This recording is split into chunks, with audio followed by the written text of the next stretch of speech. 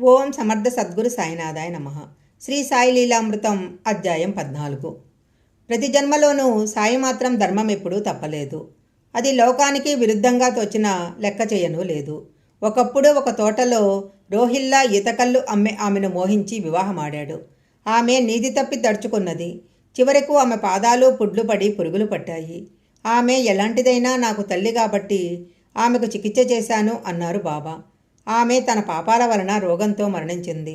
సాయి లోకానికి వెరవకుండా తమ ధర్మం తాము నిర్వర్తించి మాతృసేవ వలన ప్రసిద్ధులయ్యారు. ఆయన అందరి పట్ల ఇలాంటి ధర్మనిరతి కలిగి ఉండేవారు. ఒకసారి ఆయన ఇలా చెప్పారు.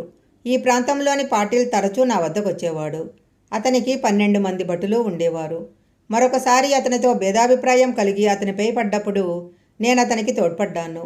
ఒకసారి వాళ్ళు అతనిని బలవంతంగా ఒక నగరానికి తీసుకుపోతే నేను జోక్యం చేసుకొని అతనిని విడిపించాను. మరొకప్పుడు ఆయన ఇలా అన్నారు.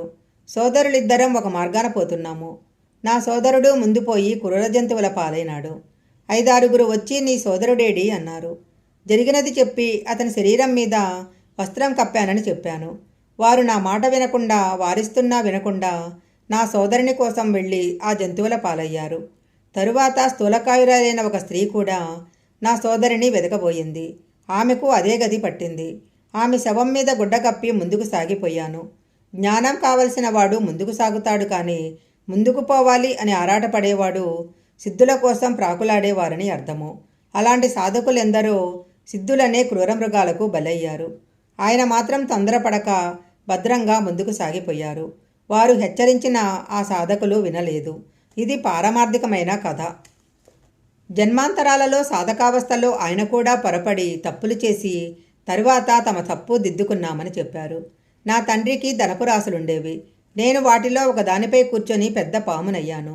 కొంతకాలం తర్వాత ఆ ధనం విడిచిపెట్టి తిరిగి మానవ రూపం పొందాను. అంటే అంతకు ముందు జన్మలలో ఆయన సిరి సంపదలపై కోరికతో పుణ్యకార్యాలు చేసి మరుజన్మలో శ్రీమంతుడిగా పుట్టి వాటి మీద వ్యామోహం కలిగి ఉన్నారు. అదే ధనపు రాశి మీద కూర్చోవడం అంటే. అప్పుడు ఆ ధనవ్యామోహము గర్వాల వలన సాటివారికెంతో హానికరంగా పాములాగా అయి కొన్ని జన్మలు హీనజన్మలు ఎత్తారు. పరమపద సోపాన పటంలో మన బలహీనతలను పాములా చిత్రీకరించేందుకే అయినా చివరకు తన తప్పు గ్రహించి ధనాన్ని చదించారు. అంటే సిరి సంపదలను దానధర్మాలకు వినియోగించారు. ఇలాంటి కథలెన్నో శ్రీ సాయి ప్రబోధామృతంలో చూడవచ్చు. శ్రీ సాయి భక్తుల గత జన్మల వృత్తాంతాలు కూడా చెప్పేవారు.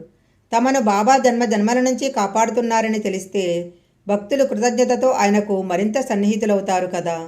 శ్రీమతి ప్రధానకు బాబు జన్మించడానికి ముందే భక్తులతో బాబా ఆమె బాబుకు తల్లి అనసాగారు. ఈ బాబు హరివినాయక్ సాటే మామగారైన గణేష్ కేల్కర్ బంధువు.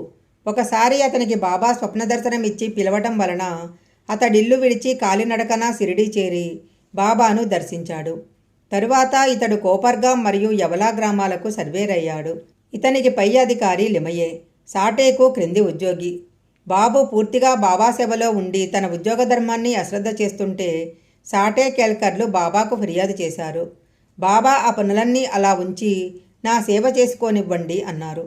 అప్పటినుంచి వారు బాబుకు ఎక్కువ పనులు చెప్పేవారు కాదు.